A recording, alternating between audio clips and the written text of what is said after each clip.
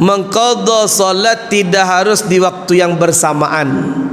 Setelah selesai salat zuhur, ibu qadha salat subuh boleh. Ibu qadha salat asar yang ditinggalkan tahun-tahun dulu boleh. Kemudian pertanyaan ibu yang kedua, ibu perjalanan tidak sampai 85 kilo, cuman karena macet sampai di tempat tujuan isya, maghrib tu tinggal.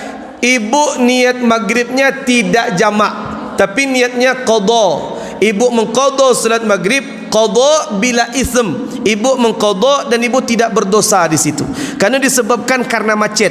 Ada pendapat ustaz mengatakan boleh jamak, ambil pendapat itu silahkan, tapi dalam mazhab Imam Syafi'i qadha saja.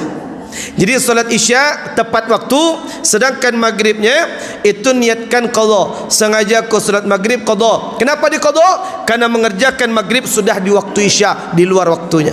Itu ya. Video selengkapnya bisa ditonton di channel YouTube Pita Ruah Buya.